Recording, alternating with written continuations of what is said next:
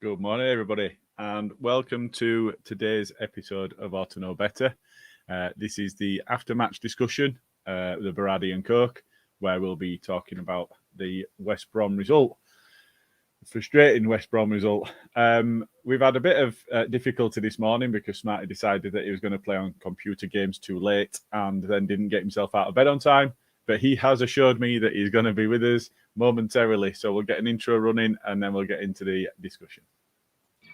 Hi, this is Don Matteo, and you are listening to the Ought to Know Better podcast. Let's do this.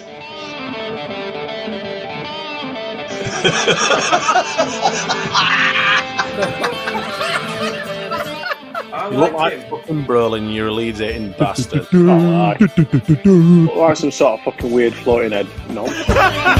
You tensile player a bit, innit? I mean, I feel a bit right, dickhead. Nothing spectacular, really. I feel a bit right, dickhead. Nothing spectacular, really. I think a lot of that's going for this morning as well as Leeds United at the moment. Smarty is just making his way back to his desk, so will be with us momentarily.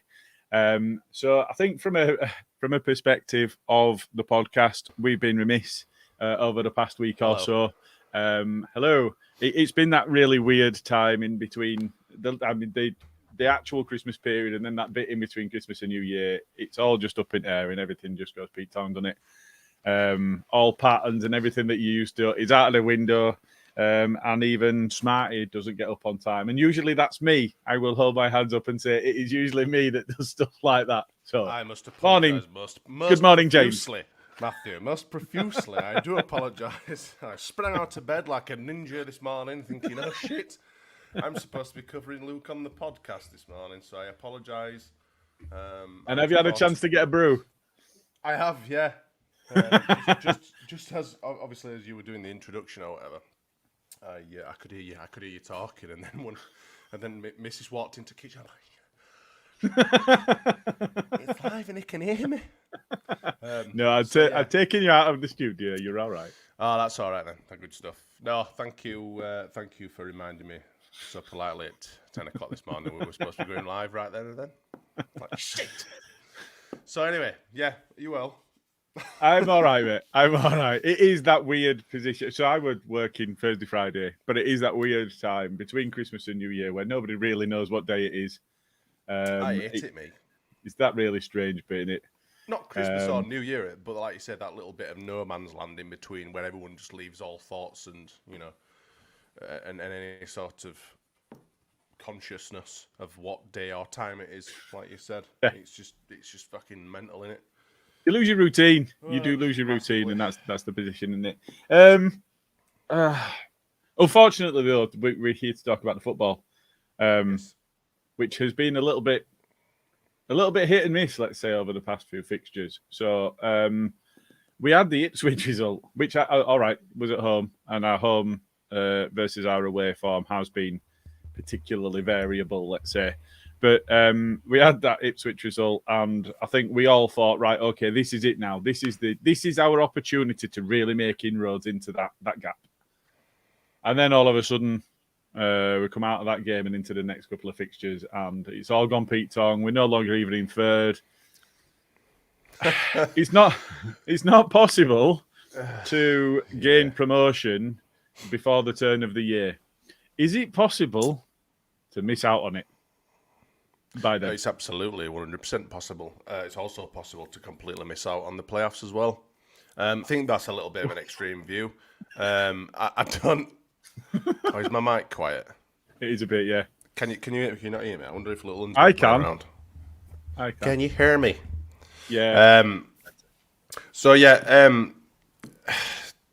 It's yeah. I think there's been quite a few extreme reactionary tweets and stuff like that that I've seen on Twitter. Obviously, I've not been on any podcasts for a little while. I tuned into Just Joe's and I watched not another Leeds podcast the other day, but this one obviously prior the West Bromwich Albion defeat. It did not make for a very, very pretty place on Twitter over the last couple of days. I've kind of stayed away from it. But I've seen a few people going to such extremes as saying, is Daniel Farke the right guy to take us forward? Is he the right man? Would we have anyone else? And I just think, who else better, really, at this point in time, at this moment in time when we're sat just before another transfer window, would we possibly get that could improve our situation? Please, if anyone's out there, please let me know, because I think that's just a massive overreaction from us all being a little bit upset that we've lost 2 on the bounce. Trying to change Daniel Farke at this moment in time is just fucking ludicrous, and I just don't understand why people are seriously keep even considering it. It's just absolutely crazy. So I have an answer to that. Go on then. Do you actually think Farke should go? No. Are you one of the... No, absolutely no. So I was winding you up last night when I said we might fall out over that. I knew you were, but I just kind of thought, he's got an answer for me. So before Farke came in, I quite fancied somebody selling Potter the job as a thing to grow. He's done that particularly well elsewhere, and I thought that he could be the man for a project that would then take it forward. The fact that we didn't do that, and the fact that we're now on the cusp of the transfer window, it's madness to even contemplate. When we were saying we need to sack Marsh, we were saying we need to sack Marsh. Well, you were saying it at the start of the season. Games, and you were saying at the start of the season, and you also said sacked by Christmas. The problem is he should have been sacked before Christmas and he wasn't. But you can't change your manager at the end of December and expect to get success that season. So if we're already saying that we're in a position, and for me, I said success this season would be automatic promotion. And if we miss out on automatic promotion, I think it's a massive failure. No one saw Ipswich having the season that they've had so far, but at the same time, and Leicester and Ipswich are breaking records. But at the same time, we have a squad that is more than capable. We've seen it in the home form, more than capable of getting promotion. And I still think now it will be failure if we're not in the automatic spots at the end of the season. But I'm ready for that to be the case. And still, if we're not, think that Farke is the right man for the job. We talked about the job he did at Norwich, and the fact that they had a slow start to the first season, that he was there, and then they walked promotion in the second season, feels very much like a process we've gone through before. And I think I can cope with that. It's a lot more fun. It's a lot more fun for me as an individual than being in the Premier League getting beaten week in, week out, which is something actually that Luke said would be a positive that came out of relegation, and I went, there are no positives out of relegation. Just to reflect on what Luke said at the time, it does feel different. I think overall, as a fan base, we've been poisoned by Marsh, Orta and Rads, and I think that it still hurts now, and people are still suffering from last season and the season before to a certain extent, where it's so easy for the entire fan base to turn negative because they're expecting all of that negativity. Now, we've moved away from that, it feels like to me, but as a fan base, we're still trying to get over what's happened. If you think of peaks and troughs and ups and downs and where we go and where we've been, that high of Bielsa's promotion season and then finishing 9th in the Premier League, and then what happened after that, it's no wonder that people are still struggling to get over it. And I think that feeds a lot into that Farke position, where people are saying, is he the right man for the job? Because they're just worried that we're going to end up in the wilderness for so long again. And I don't think that Farke is somebody. And if you take the sides out of the Championship this time round, where we are looking at Leicester breaking all records, Ipswich would have broken records at that point in time if not for Leicester. Southampton they already have broken records. Ipswich have already broken records as they stand. So if you take the 3 best sides, if we're not one of them, because I don't expect us to win in the playoffs, if we are not one of the 3 promoted sides, you take the 3 strongest sides out of the Championship and put the 3 worst sides from the Premier League into that Championship, and we will romp it if the 49ers have a tight control as we expect them to have. I think what the 49ers have done to now has been good. But you look at Gray, Ampadu, Somerville, Nonto, Rutter, Pirot, you look at those players and you're thinking, right, okay, if you can keep that... Now, I've left out the defence for a very good reason. The only two defenders... So we've got two defenders that are on loan that are capable at this level. We've got one defender that we signed on a free that's on a short-term contract that's capable at this level. And we've got we've got Pascal, who's in a position where I don't think he's capable of anything above this level. And then we've got Super Duper. That's probably coming to the end of his term with us by the end of this season. Aylin's the same. So I think, the defence itself needs a lot of work. If you look in front of the defence, if you keep the core of that together, then decide what's the league next season, especially with Farker into his second season. And that's exactly the pattern that he had at Norwich. I'm quite zen about it. There were a lot of words there. Did that all make sense? Yeah, it did. I don't think there's much need to go on, really. I think we might as well call it a day. You didn't really need me to come on at 10 We've not talked about the match yet. Fucking hell. I don't really have a right lot to add to that regarding the whole league position thing. But, if Southampton can improve so much where they leapfrog us into third, and it looks like Ipswich might be having a look, because they won't sustain what they're doing. They will not sustain it for the rest of the year, Ipswich. In my opinion, given the league positions now and everything that we've got in front of us after half a season, I think it might be a Leicester Southampton 1 and 2. We probably will be playing in the playoffs. We might be battling it out down there. But for the benefit of the doubt, we have to give Fark at least in the half season. I mean, to me, this is complete and utter bullshit. How people are fucking saying this, so I can't believe I am actually saying this at this moment in time. But we have to give Fark the opportunity to play the rest of the season. We're only probably a left back and a number 10, a good number 10 away from unlocking these fucking shithouses that just want to sit in the frigging defensive castles all game. Because that's what undo us. That is our untimely demise, is when we sit again. So we've got a massive fucking defensive line of dickheads that don't want to play football, that just want to shithouse a win, like your West Broms, like your Coventries, like all the other teams that have managed to get points against us. Those are the way. That is the only way that teams will get any points against us, if they defend like fuck and then they happen to get a bit of a fluky goal against us. Because maybe our defense have switched off, or I don't know, maybe his fucking keepers got sent off, or something stupid like that. That's the only way it'll happen. And you can reel them off, can't you? Sunderland, Coventry, yeah, of course you can. West Brom, yeah, Birmingham, Sheff Wednesday, Stoke. Stoke's a massive one, yeah. Those aren't sides that play well. They aren't sides that played well against us. But they are sides that took points away from us, and so I think that is fair. I was saying before that what I wanted to see in January was somebody like a young Buendia that'll come in, that'll take all the games and carry the side through. We need a Pablo.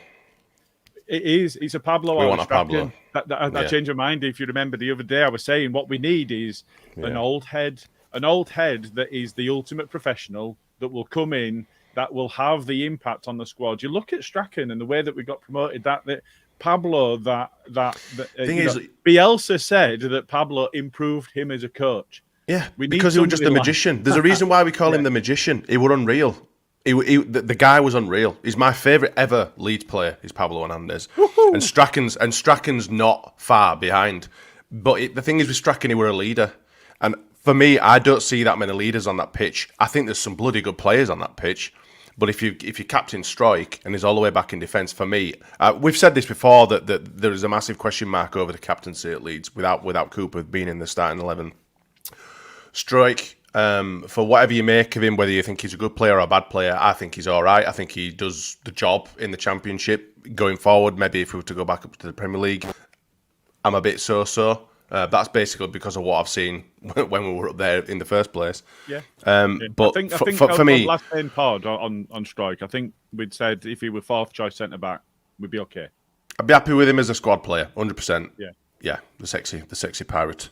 But I think we need more leadership going forward, and the whole sticking six strikers up when it's all going to shit is the only time we ever look like we might actually do something for some reason. I don't know whether it's just hit the panic button and the team sense that we've hit the panic button and they all start trying a little bit harder because there's an actual, rather than just the whole meandering from side to side and backwards and forwards and doing fuck all for 70 minutes. Let's throw a load of strikers on, to me, is a big fucking, not a red flag, but like a green flag for, right, this is shit or bust, we need to fucking score. So it's an indicator for the whole team to go, right, we need to fucking go for this. Why are we not getting them sort of signals before? Why is he not making these changes before? We've gone over this a million times. Why is Farker not making change? Why is he not implementing changes at good points, good opportunities in the game, rather than the last 10, 15 minutes when it's going shit or bust, sticking a load of fucking strikers on, including Patrick Bamford, who's, oh God, did you see his touch on that little, well, he passed it, I can't remember who he passed it to, he completely Anthony. fucked it up and it went to Anthony on left wing. And you said, oh, that was a quality pass by Bamford in chat, you prick. And I'm like, shut up, Gilly, you fucking dickhead. I can't speak. He offers nothing. That guy offers nothing. And this is the thing. I saw a stat at the weekend saying that goals from substitutions or any sort of impact from substitutions, we're right at the bottom of the league, just one above. No, we're not. One above Huddersfield, who are on 0. We're on 1. And there's people in the comments saying, I saw Skip saying, oh, we shouldn't have lost these teams with this amount of quality in the squad. Yeah, you look at, we've got a load of quality in the squad, but what quality have we got that's coming on to impact games? None isn't impacting games the way that he used to do or the way that we want to. Gelhardt, our shining little superstar in seasons past, he does absolutely fuck all. He's non-existent. You got Matteo Joseph who's coming on. Looks decent to be fair, but he's coming on at the wrong opportunity. He's not even getting a foothold in the game. Patrick Bamford might as well be a fucking myth. Well, he is a myth, but he might as well be floating around in fucking stands selling pies for all I care because he's fucking shit. Love the guy, think he's great. So Cracking podcast, Paddy, but you fucking dog shit, and we need better. I want to touch on that because there was somebody that was having that similar rant. Why we're bringing Bamford on and not Nonto, let's have a look at the impact that Nonto has compared to the impact that Bamford has. And I was a bit confused by that because I don't think that Nonto's had any form of impact at all on the games he's been coming on in either. But we're in a position where Nonto's had approximately 750, 800 minutes across 17 games. Paddy's had 150 across 17 games. How can we expect somebody with so few minutes across so many games to actually have an impact? Why is he not getting enough minutes, though? Because he's not been doing enough. Because he's shit. He's shit. And let's be truthfully honest here.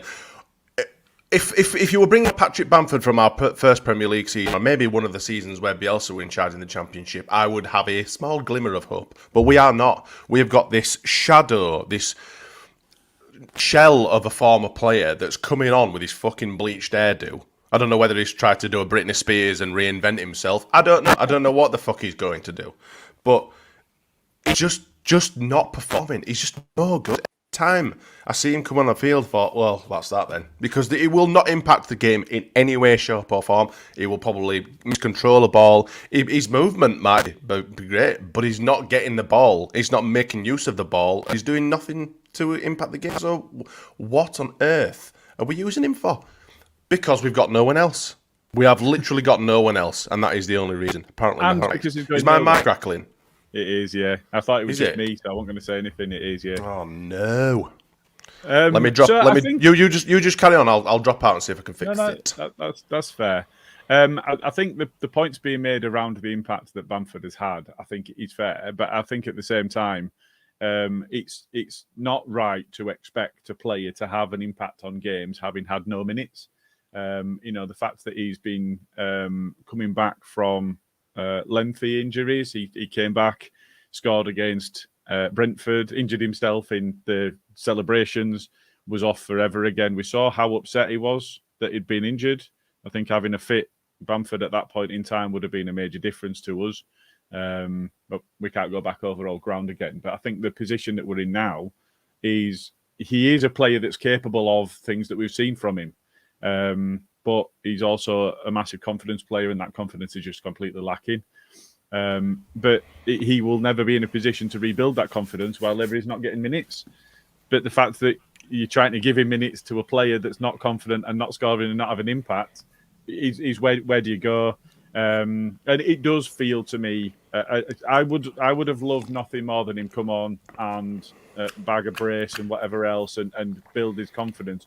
But it's just not working for him. I would do, mate. I echo that, and I appreciate everything that Patrick Bamford has done for this squad. I really, really do. But for me, at the end of the last season, along with a couple of others that shouldn't have been here at Leeds anymore, I think Bamford had his time. I think we should have. I mean, I know why he's still here. We don't need to go into that. The fact that obviously he's got a ridiculous contract and literally no one wants him, but he's just not good enough. He doesn't have it that.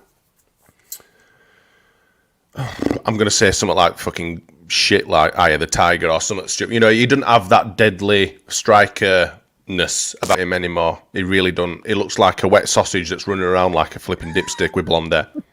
He does. A wet sausage. Well, he is. He does. He looks like this gangly frigging sausage with bloody blonde hair. Sausage. Yeah. I just don't have any confidence in him. He don't have any confidence in himself. There's dickheads that boo him in the crowd. I mean, fucking Jesus! I'm not even that bad. You know, I will not. I will not boo. I will not boo any of our players when they are coming on the pitch. I might boo a performance. I've never have done, but you know, if I fancy the moment, if I'm in the moment, I might do. But I would never ever boo a player that's coming onto the field, and that's what you've got. You've got a player that's never ever going to perform in front of a crowd that's going to boo him when he comes on the field. Never. But yeah. Especially when it's somebody that we've seen game vary so much dependent on the levels of confidence that he's got at any given time. Yeah. It's just undercut right from the outset. I will be honest, in the Cheese and in the Northeast, which is where I tend to land a ticket for the match days, as I'm a member and not a season ticket holder, on the queue since 2018, but never mind, I'm not bitter. I've not heard the boos, so it must be South Stand for you to be able to hear that. I mean, it might be other. Oh yeah, I am in South Stand. I do hear it. Yeah, it might be other areas of the ground as well, but I've not heard it in the Cheese or in the NEL. So it's an interesting one that. But yeah, I mean, for the last game for West Brom, it's one of the longest stretches we've had with him on the pitch. I think one of the bigger problems that we've got is even if he was playing well, the side aren't looking for him. They're not set up to play with a 9 in the way that he plays. They're just not there to. No. It needs an entire change to not just the way, not just the personnel that are on the pitch, but the way that we play has to completely change in order for us to get anything out of him anyway. And that doesn't happen either. This whole the whole style of having to trying to walk goals in is really starting to wear thin on me. And you looked when we were at our most dangerous and when we were really penning West Bromwich Albion. I should just call them West Brom. I don't know why I'm calling them West Bromwich Albion. Anyway, I don't know why I'm going the full hog. I don't know. Maybe it's a Sunday thing. Who knows? I like this as well. I don't know. Just don't know. When we penned them in and when we were more effective when we were swinging crosses in. So when you had your Jadon Anthony swinging some crosses in, even Dan James started making a little bit of a nuisance of himself down the right wing and started, attempting some crosses. Granted, we don't really have anyone in there to frigging nod him in or whatever, especially not Bamford, 50p head. In fact, I think he got his head nearly to 1 and I expected it to go completely the other direction. That's how much confidence I've got in him. But there's Mr. Dodo's in the comments. I want some 35-yard screamers. This is. I've said this for so long, and it's something that just completely blows my mind. Adam Reach came on the field, now we're going to mention him, yeah. And I said, "Oh, it's Reach. Watch this fucker smash winning from 30 to 40 yards. Watch him, because he does it, and that's what he's known for, just like Click used to do for us. If you remember in the Sheffield Wednesday game we won side, he smashed one in, and then Click smashed one in that were probably even better. That's what we're missing. Something that can just break that deadlock, a 35-yard screamer, maybe not even a 35-yard. They were penned into chuffing their own box for the last 10 minutes at bloody game. Have a bloody go from outside chuffing box, man. You never know. You stick it in friggin' onion bag, it's going to go diddle like a little friggin' pinball. You don't know what's going to happen. We haven't scored a shitty, scrappy goal like that this season, really. It's so frustrating. It's so frustrating that we're trying to walk goals in against fucking 11 players behind the ball. Just have a go from distance, for Christ's sake. Yeah. And, it's not like we don't have the players that have got the technical capability to do that. We do have that. We've seen that we've got players that are capable of striking a ball and that are capable of playing in attack.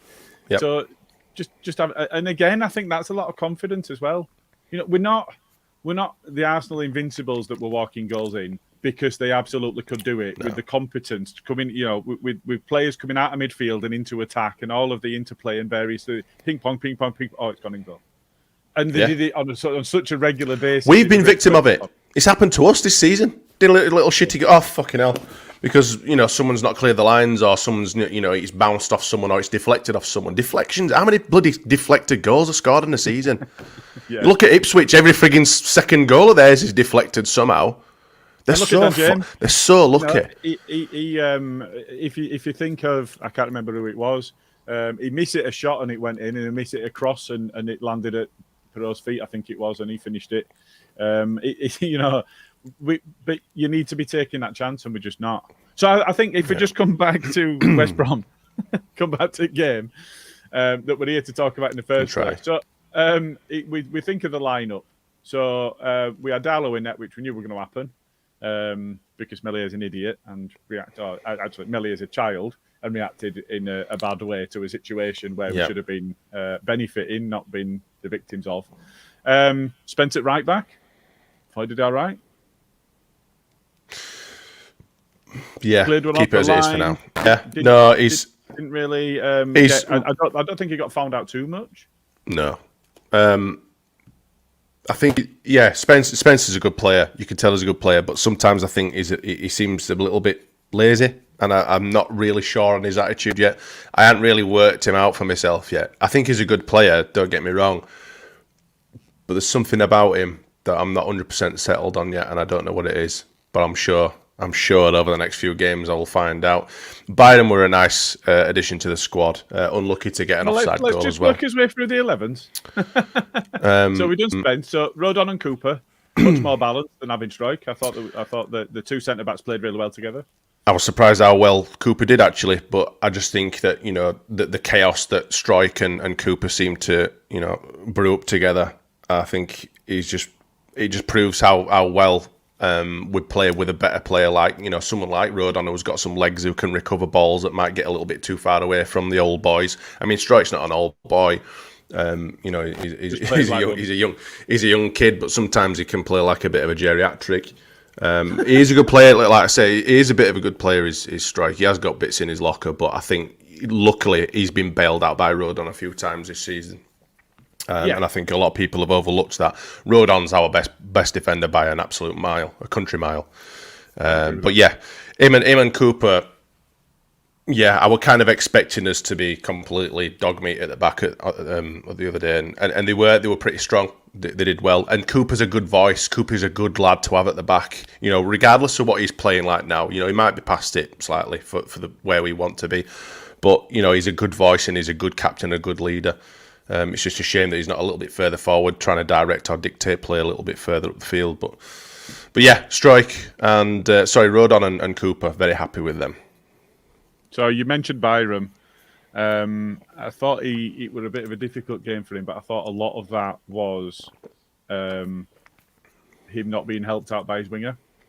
Yes. And he was constantly 2-on-1 with massive gaps where he was tucking inside to track a man, leaving loads of space for them to get it wide. And often it was a midfielder that were dropping out there and take advantage of the space.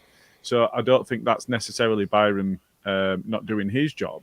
But if you look at the space, so Wallace would either stand out there and the midfielder would move into the wing and then come inside and Byram would have to track him, or Wallace would come inside and there were a couple of midfielders, and you might have seen Malumbi going out there.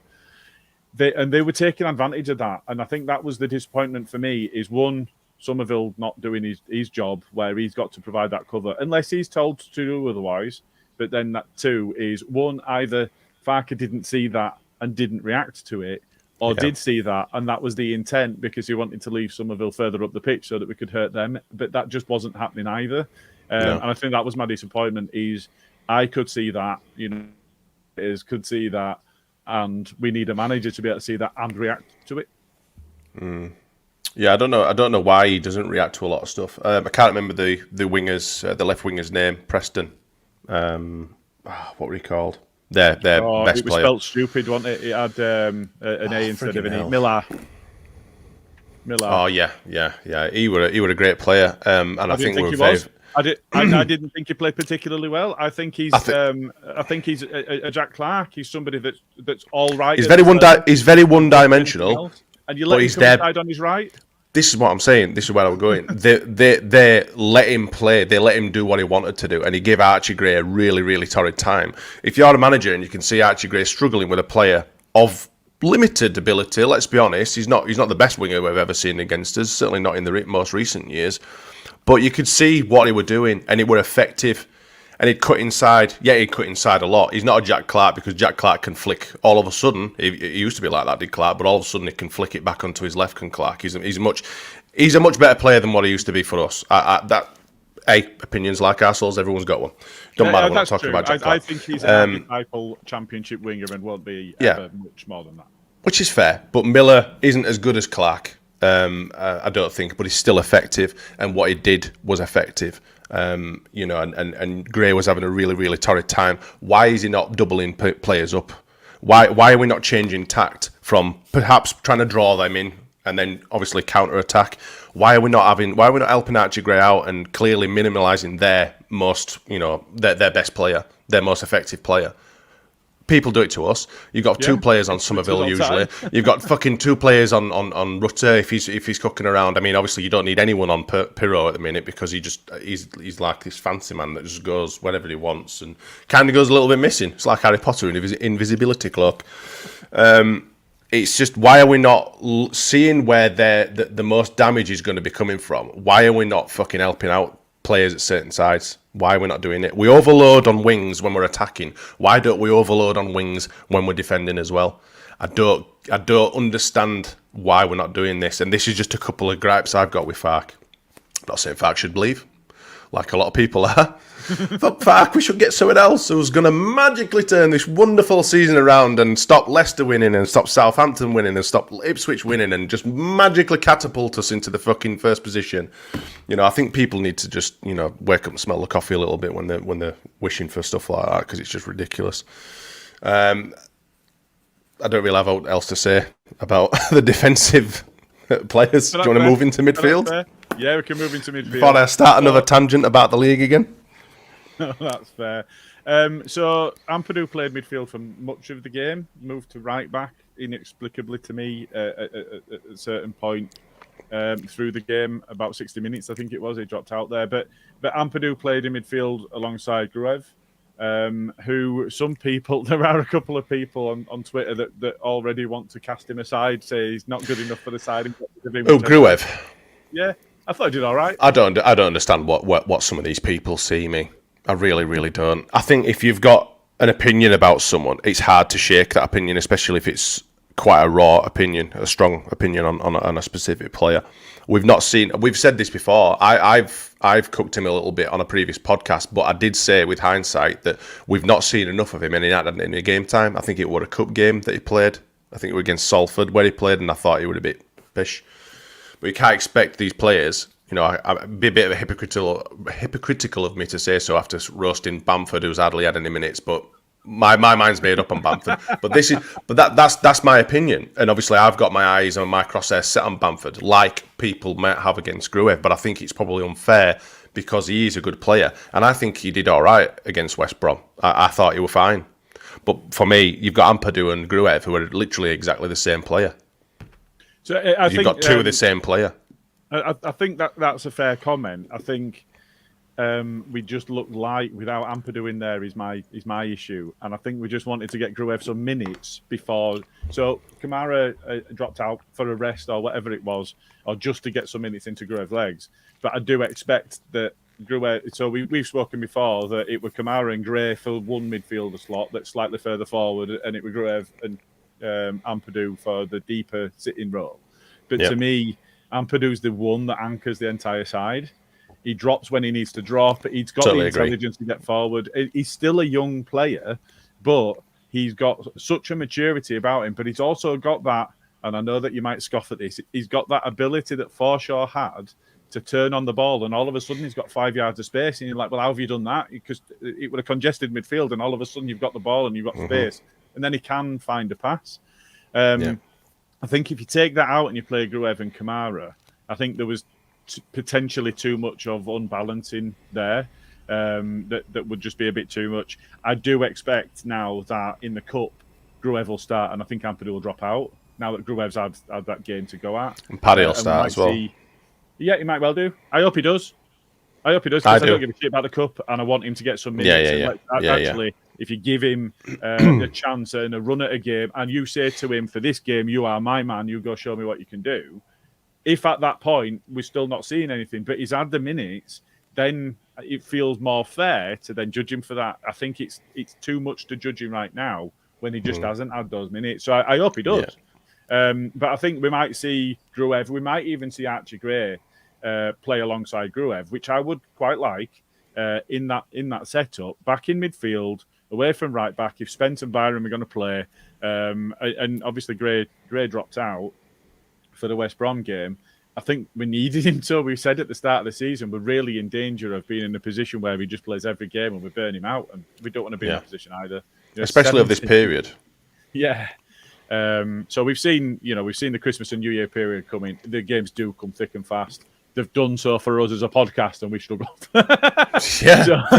Absolutely.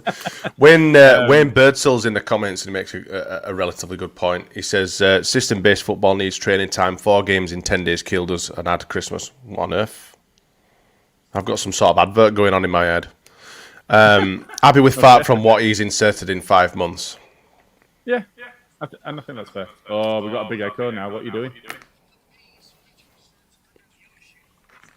I don't know what the hell is going on with my AirPods even. I have no idea what the hell's just happened there. I just had some advert playing in my ears. I don't know if I'm echoing. You're not echoing. I'm echoing through you. What the fuck is going on here? Why do we get so many technical issues on this bloody pod? I'll mute myself 2 seconds. What the fuck is going on? I'm just going to spin through a couple of comments just while Smiley sorts himself out. Alison made a point. Our team's too nice. We need a bit of grit. I think if you look at Ampadu and you look at Gruev, I scoffed earlier when Smarty said who his favourite player was, and it was Pablo. I love Pablo. I think he's great. I went to Spain to actually watch him play for Castellón. But my favourite player is Batty, and Vinnie Jones is up there as well, because there were people that would just absolutely smash somebody. And every so often, I think we need that. And I think Alison's fair in what she's saying. Our team's too nice. We need a bit of grit. I think if you look at Ruta is strong, but he's strong on the ball, holding people off. He's not going to put a big tackle in. Pirot's the same. We started with Nonto and Somerville against West Brom. They're not going to put in a meaty tackle. The only player out of any of our forwards that will do that is Dan James.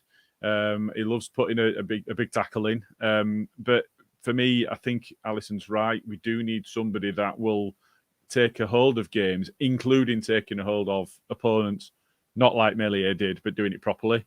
So I think that's a fair comment. Coleslaw and Toast is also in the comments as well. I don't agree with people saying that Farker, but can we at least swap Ruta and Pirot around on the pitch? I started this one because this is something that I'm bored of talking about, and I wish that it would kind of been put to bed by Farker going, "Look, I know what I'm doing," in his presser. That was probably a couple of months ago now.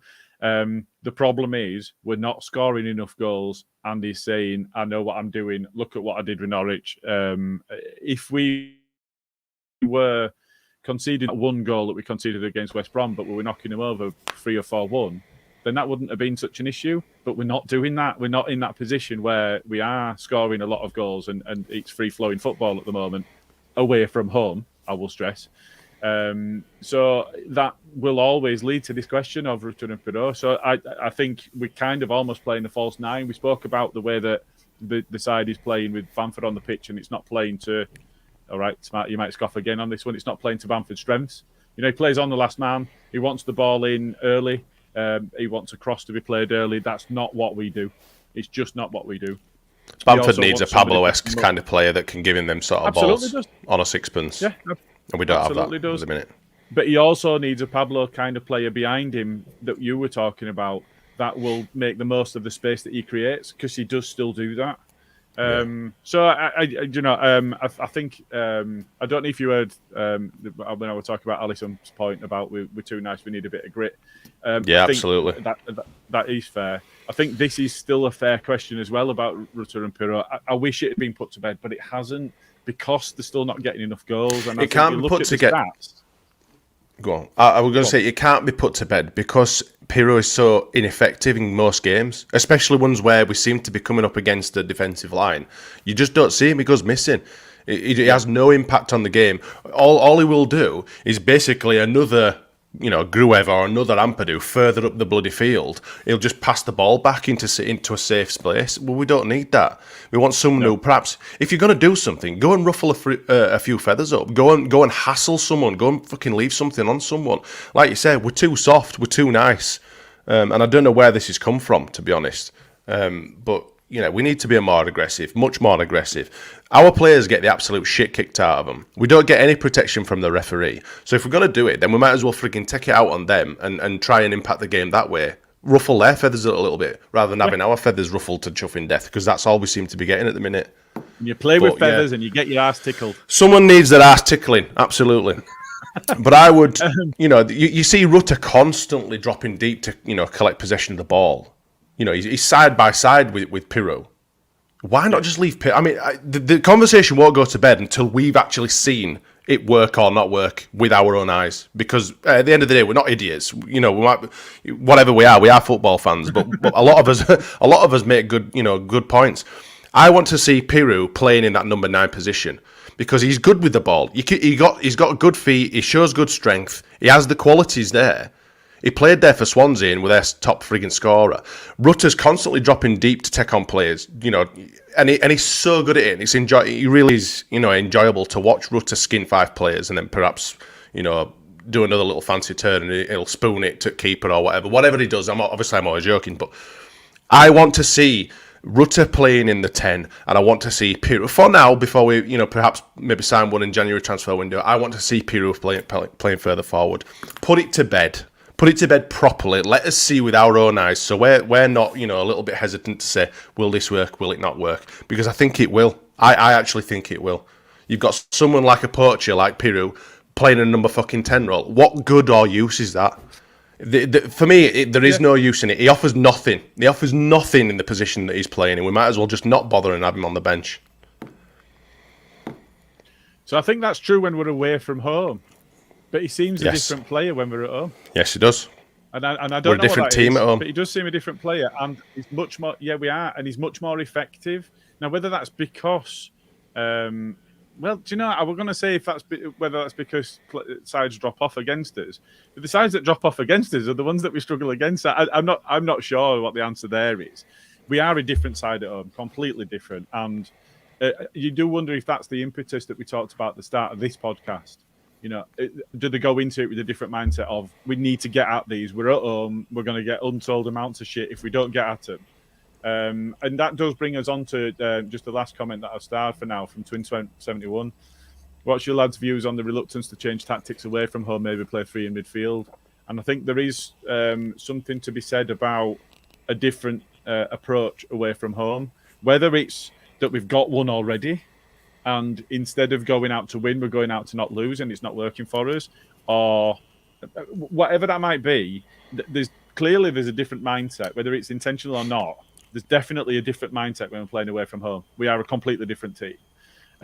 If you look at the forward line that we had against West Brom, and we're just going to talk about them all as an amorphous blob rather than playing player by player. We had Nonto, which a lot of people wanted to see come in because he's also not been particularly effective. Is your washing machine on fast spin? Oh, can you hear it? Yeah. Can you? Sorry about that. So we've might turn it right down. The professional outfit. This. It's Sunday morning. What do you want me to do? Yeah, we've Nonto starting for good or ill.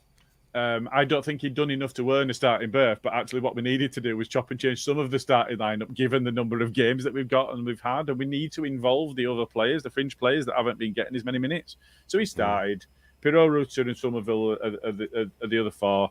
I think as an attacking unit, that should be far more than good enough to get results at this level. And to me, I don't know what it was, and I don't know if it's being away from home or whatever that might be, but to me, we were nowhere near good enough in attack, and that's where this all broke down. Yeah.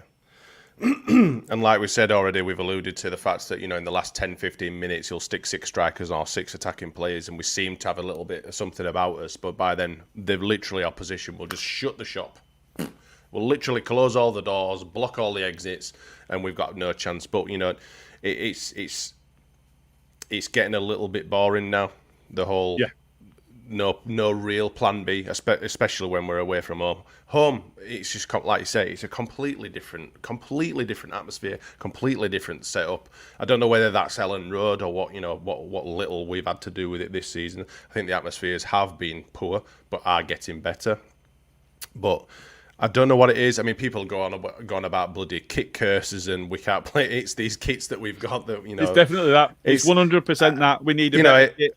I think Acid FC, they've shown some massive bollocks for openly saying that those kits are theirs because they're so shit that I think it is really, really brave of them to take all of the heat from that. That's a bit of a take, is that? I mean, I really like our blue kit. I love our blue kit. Our third kit is worse than Arsenal's yellow and black bullshit.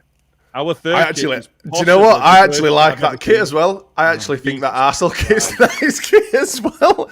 I was looking at it over there thinking, that's actually pretty smart, is that? I mean, I won't buy it, but it's a 5-a-side shirt. In fact, is it yellow or is it green? I am colourblind. It is yellow. It's not a luminous greeny yellow, but it's bright. It is a bright yellow. I think it's nice, that.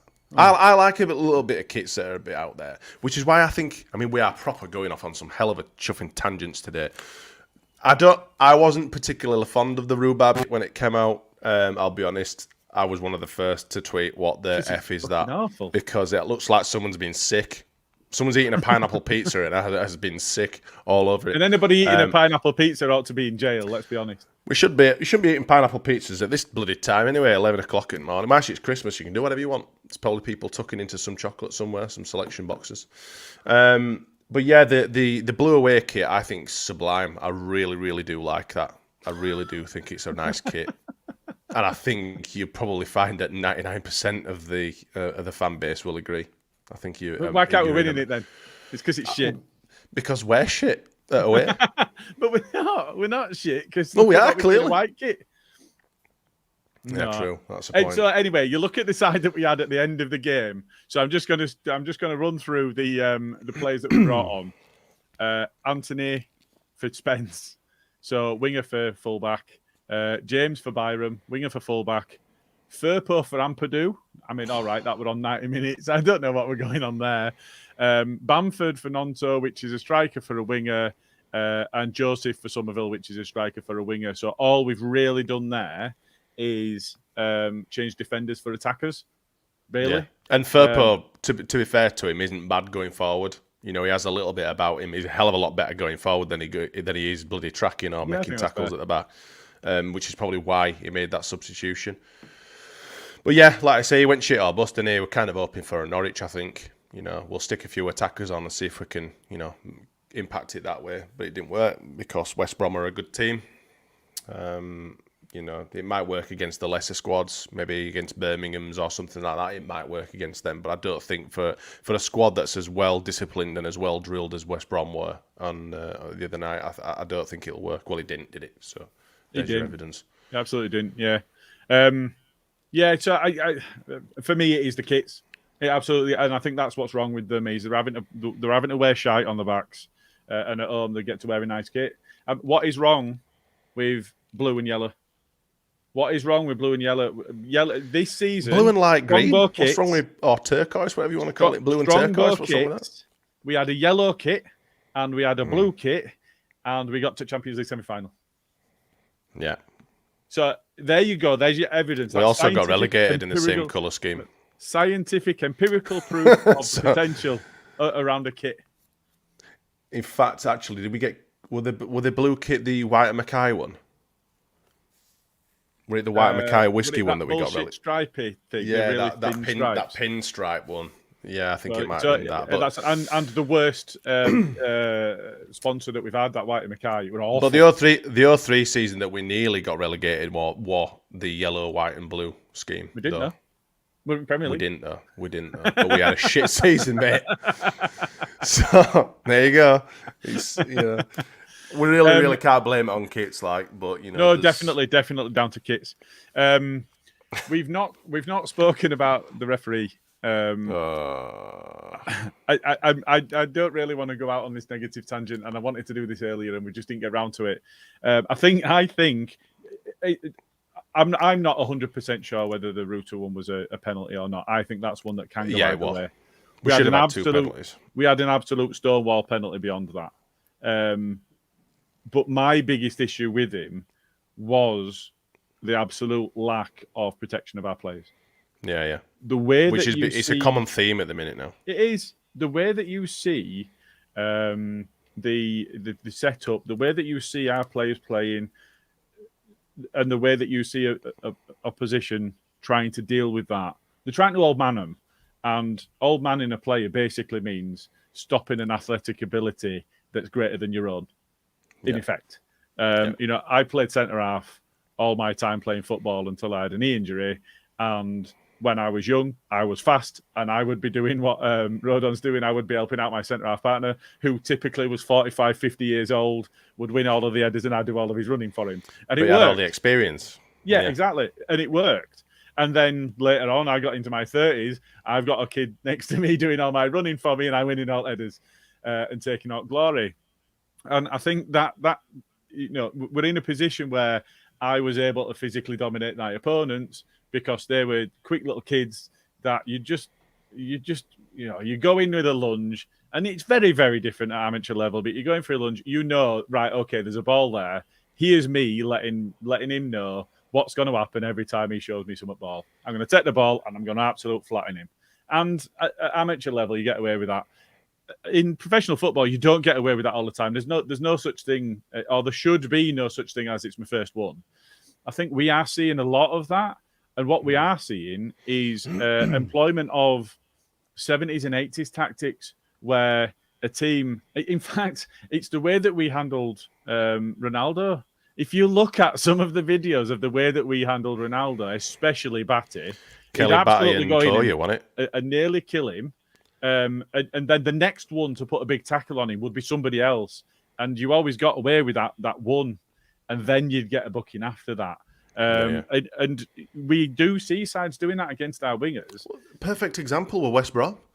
Yeah, they absolutely went through us. They were fouling us constantly. One of them will pick a yellow card, then the other one will pick a yellow card, and they'll go through the whole team getting a yellow card. And then when the push comes to shove, he'll fucking whip them off like he did with bloody I think Broom, were it? Broom got taken off. They stuck another one on, and then he had another go at chuffing, getting stuck into the team. And it's what you're saying. We're asking for more protection of the players. We aren't going to get it, so we need to find a way of getting around this and either do it back to them. So obviously we're making the referee, potentially maybe even booking our players. But if he's going to book one, then he has to book the other. I just. It's just incredible how much shit we're getting, and it's like they're allergic of using the cards in the first half.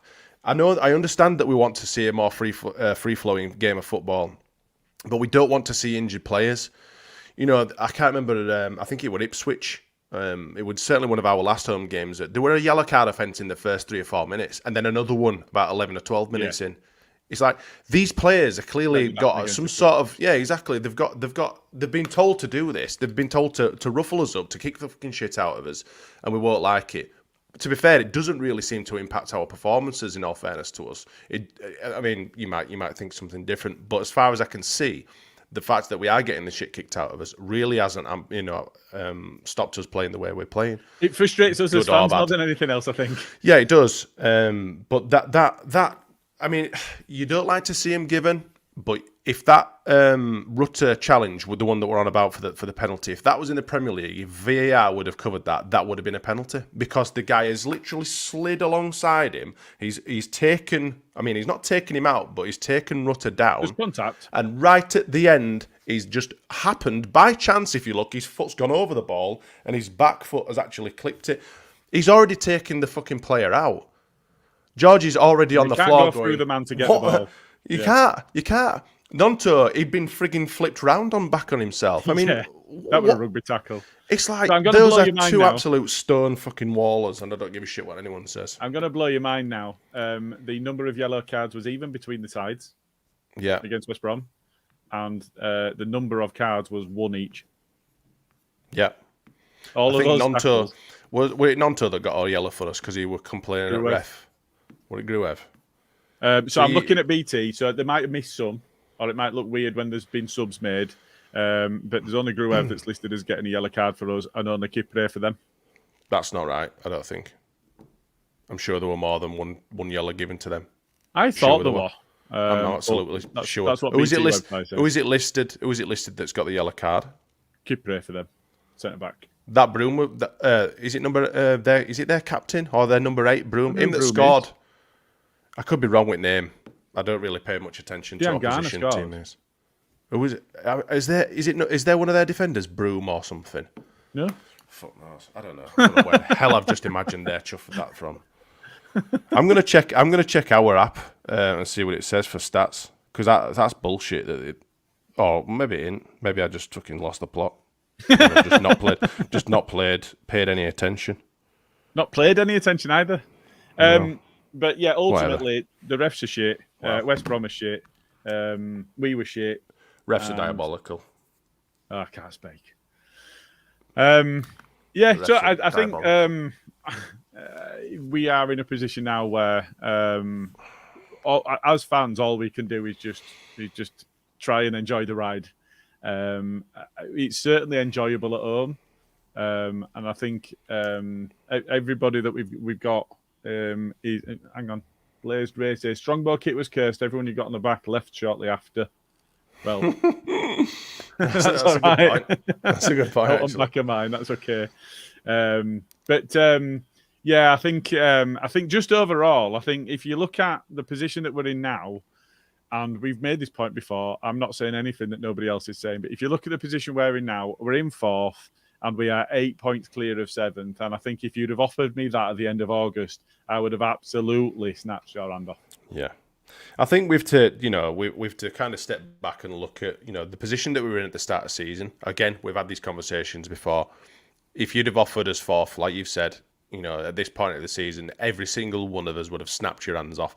There is not a season before that's been like this, where the 3 relegated sides have been battling it out at the top, including the team that were obviously promoted from League One. It's never been like this. Last season, we'd have been at top still, or probably maybe second at least. It's just a complete freak season. I don't know how long it's going to go on for. Leicester can't keep winning all the time, but I think given the way they're playing, given the the results that they seem to be getting, they're probably out of sight now. I think we want them to keep winning all the time. I think I'm worried now that they're not going to keep winning in that way, especially if you look at AFCON and Asia Cup and everything else that's going to be disruptive to some of the sides at the top. Ipswich, because I think it's better for us if Leicester just absolutely monster the league. Just right off first, monster the league, rather than sharing the points out across everybody else, because we've already taken points off Leicester. We've lost the second game against Ipswich, but we took 3 points off Ipswich. So I think we're in a position now where actually we want one of those to absolutely dominate the league, go up as record champions, and us to fight for that second place. Which it is still on, by the way. We're not a million miles away. At the end of the day, Southampton have come from nowhere.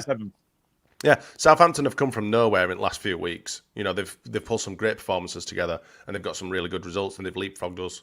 There's no reason why, given a couple of players or a couple of additions to our squad, we can't do the same. Southampton are good. I mean, the thing for me is, I think a lot of people were so looking forward to this kind of year now. We were hoping that Leicester or Ipswich would have a bit of a shit running form and would start to drop places, and especially drop points. And after that performance against Ipswich, I thought, it's on now. I really think we're going to make a move for it, and we haven't done. We've shit out and we've lost 2 games on the bounce. But it's not at the end. It's not all. We haven't fucking done. We've still got half a season to go. I mean, I might be a little bit optimistic, but Jesus Christ, we play really, really good football. Most of these teams that have beaten us at their grounds have got to come to us at Elland Road. Yeah, that's Ipswich have got to play Leicester again. Southampton. It's just a complete freak season. At the end of the day, people are saying, "Oh, what happens if at the end of the season we ain't got promoted?" We've still got the playoffs to go through. Granted that we don't really perform well in playoffs, but it's still another chance for us to go through. And I'd edge my bets. Depending on how we play against Southampton in our home game, we'll see how we get on against them again. But I'd still be fairly confident of going through the playoffs if that were the case. If we don't go up. If we don't get up for the playoffs as well, and we're looking like we might lose a few assets, there are other players out there. There's no way that the 49ers won't have friggin', I kept the thought in the back of their minds thinking we might not go up in the first season. The start of the season, this season, there were no one thinking that we were going up friggin' automatically. And those three teams that are coming down, the ones that are at the bottom of the Premier League now, do not worry me in the slightest. Because I still think if we'd have been in the Premier League with them 3 teams in that division, we'd have still survived because they are fucking shite. Yes. So they don't worry me in any way, shape or form. The only issue we're going to have is obviously sorting out the mess that from last season, which will carry over to next season, sorting out the players that have gone out on loan. We'll have to obviously do something with them. We'll probably lose players like Somerville. Might not lose Rutter because I think the price tag will be still too high. But I think Somerville will go. There might be a couple of players that go. I don't think players like, Ampadu, Gray, hopefully someone will talk some sense into him and it will manage to keep hold of him. But we're talking about something that's not happened. We're talking about something that's, it's 6 months away. So let's just concentrate on the now, get behind the lads and crack on because we are a good team. We are a really, really good team. And I think just a couple of losses, as per usual, has rocked the fan base a little bit and people are panicking. But I still think it's too early to panic. It really, really is. Yeah. Pressing the panic button now, I think, is slightly ludicrous. I think just to touch on that point, we've lost a couple. But the problem that we've got is your Leicester, Ipswich and Southampton now, they're not dropping those points. If it was any other season and there was so much variability in the performance of the other sides, I think everybody would be a lot more zen about it. And it's the pressure that causes that then causes the fan base to worry and to panic. And for me, it's one of those. I think it's. We just need to try and enjoy it and just hang on for the ride. We do really need to enjoy the season. There's going to be a lot of twists and changes. The championship itself is madness. It is absolute madness. It's and crazy. There's going to be a hell of a lot that's going to change between now and the end of the season. So it's kind of just hang on for the ride. Yeah. Okay. Any more points before I just make one last one? No. I think we've said enough. Cool. Okay. Well, the only last different point. Subjects. Absolutely. And I hope we've brightened some people's days. But just we've got the New Year's Eve walk and talk at Temple Newsroom with Andy's Man Club, which started 20 minutes ago. Oh, it did. So if you hurry up, you can catch them up. It did. Do you know what's thrown me there? Is the comment on Twitter. The walk and talk is tomorrow. It's not tomorrow, is it? It's today. It's today. It's 20 minutes ago it started. But anyway. It was. And that's on Lee Fryer, who is a ledge, by the way. He's an absolute cabbage, isn't he? But he's properly sold me down the river there, hasn't he? Well spotted, that's smart. So the one last point I'll make, other than making that, is, please like and subscribe. It's ace. The last point I just want to make is I want to thank everybody for being with us through the twists and turns of the past year. 2023 has been a bit of a thing. Let's hope for a bit of a better 2024. Hope everybody's had a great break with the families. And if you're somebody that feels a bit lonely or what have you, then reach out to Andy's Man Club, because they're doing some brilliant stuff. Check in with your mates, and thank you everybody in the comments. Thank you everybody that's been with us through the course of 2023. Happy New Year. Hope you have a good one, and we will see you on the other side. Hope you get absolutely blotted and see a few sore heads in the morning. Up you whites, come on. Smarty, just before we go, let's see your bedhead. Come on. No. Absolutely not.